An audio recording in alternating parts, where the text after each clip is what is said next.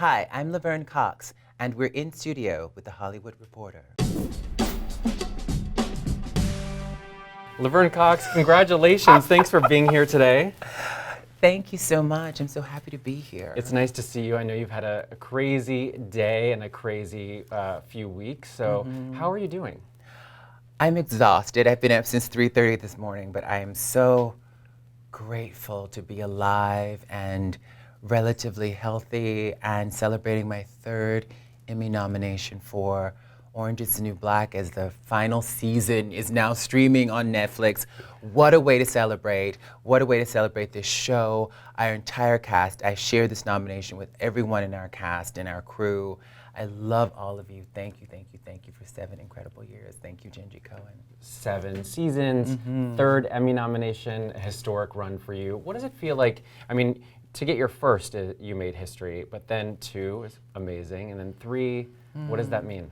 It never becomes an easy thing to process, if I'm being honest. It's just this time around, I wanted to, so the first time I made a pact with myself that I would stay in the moment and enjoy it, because I didn't know if it would ever happen again.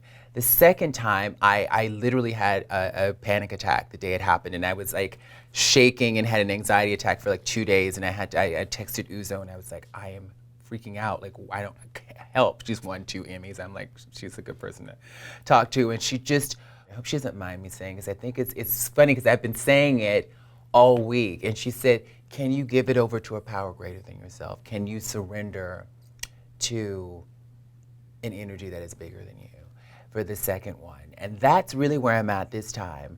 The day it happened, I cried. I was in London shooting a film, and then I thought, because I was even more surprised about this one than the other 2. And I was like, if this is happening now, there has to be a bigger reason. And I think this year particularly, in the year when a show like Pose is on the air, and I honestly thought I would no longer be the only trans person nominated for an acting Emmy, and no other trans actors were nominated this year. I thought, okay, this is an opportunity to lift up those performances, to talk about this, like invite the Television Academy members to consider the brilliant work of some of the trans actors who are working on television. Certainly, an Emmy should be about the work and the talent and what you've brought to the craft. But, in 2019, why should there just be one trans person who's been nominated for an acting Emmy? Talk to me about how your life is different now, because the show catapulted you into a different area of the business and a different area of your career, and you can afford to do some things. I know you bought a house too, but this condo, but still you own some property. Which is incredible. It's amazing, and especially considering where you were when you got this part. Oh, yes. I love that story of buying your friend's GRE study book to materials. study You've done your research. I did my research, and I didn't even have to write it down. I just knew it because it's such a great story, and it's a classic story of actors who may want to give up, and we've heard it a lot because it's a tough business. But here you are now, 7 years later. Can you summarize this experience for you of this show and what it means to you, both, financially, of course, but also just professionally? When I moved to New York City in 1993, I thought I would be a superstar in 2-3 years tops. And that didn't quite happen. And it wasn't till 20 years later that I finally got my breakout role in Orange is the New Black, 20 years after I moved to New York. And in 2012, in May of 2012, I turned 40, and I turned 40 and was on a payment plan to avoid eviction from my apartment. I was in tons of debt and barely surviving, even though I was working really hard, working in a restaurant, writing, I was working, but I just wasn't making a lot of money, like so many people around this country.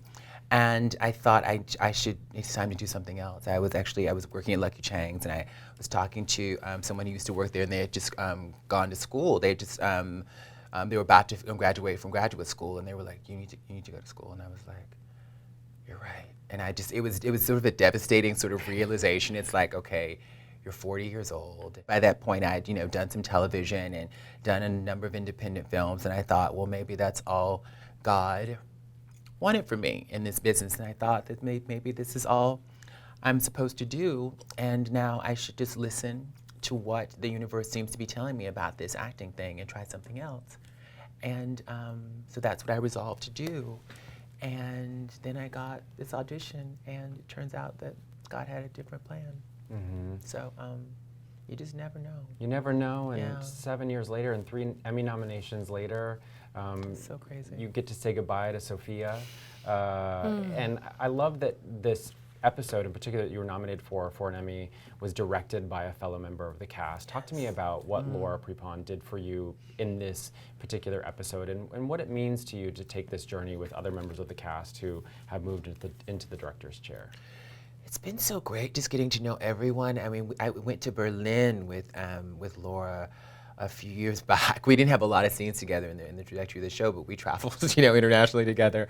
And she's so cool. And when there was a moment when I had the scene with Nick, the first scene with Nick, and no, it was the second scene when the offer comes to, get this money and to have an early release. And I was, was in the circumstances, but Laura just said something very gently to me, and I think it was the way she said it, that just something new dropped in around the stakes of it all. And it was very simple about the circumstances, but it was absolutely the right thing that I needed to hear. And it just felt like such a gift, because I sat down for the next take and something new happened. And for me, I always want something new to happen for every take. I know some actors, because I'm blessed to have worked with a lot of actors now. They get it and they keep doing it the same way. And I like to try it a lot of different ways, and I like to give the director options. And I want to hopefully find something new in the moment. And so with Laura's help and with my fellow actors' help, in the scenes I found new things that I didn't expect, and it ended up being quite a day. There was a moment where I just completely broke down, and for one take. They didn't use it. They rarely use those takes for me, which is interesting. But it's not always about crying, but whatever happened, something I recently watched. It's so hard for me to be objective about my work, but we literally shot that 2 years ago, and I watched it and I was like, I understand. What I want to know now, though, is what were you thinking when you got to see yourself or act through the experience of Sophia being a free woman? Wow. Because it's not just you and your character's journey, which it is, but it also symbolizes so much more, and I think that you probably carried a lot of that with you of this woman's journey and how far she came through the course of the show, and what it could mean to a transgender person who may have been incarcerated than to see Sophia on the outside. Now that it's done, I think I can talk about some of this stuff. And I think one of my acting mentors, Susan Batson, has this concept that comes from Meisner, but it's different. Meisner talks about the need of the character, but Susan Batson talks about the unfulfilled need of the character. And she believes that every human being develops an unfulfilled need by the age of 5 years old. And so Sophia's unfulfilled need was to be free. I think that is the reason she ended up in jail, was because she stole some credit cards to finance her transition because she needed to be free. And once she was in jail, she still needed to be free. And not just free from the walls of the prison, but just free in terms of her own sense of self. We can create prisons for ourselves. And so it's really interesting that on this sort of metaphorical level, our brilliant writers in Orange wanted Sophia contemplating freedom as she was being released from Litchfield. Wow, it's just so heavy. Let's keep the fun going and end with something fun. I've Okay. noticed you popped up in a couple fun pop culture moments recently. Okay. I've seen you on Twitter and some Taylor Swift videos and things. So tell me about that and what was really going on with Taylor. I mean, she got the nickname Drunk Taylor, but you've said that wasn't exactly the case.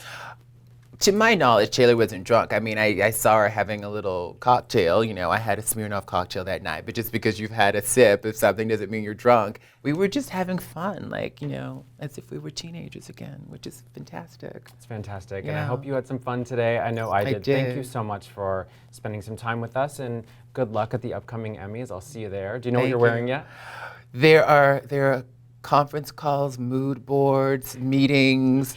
There's a whole, we don't know yet, but it's in the works. Well, we can't wait to see how it all turns out. Thanks again. You guys, Thank you. Orange is the New Black is streaming now on Netflix, and stay tuned for more from Laverne Cox. Thanks so much.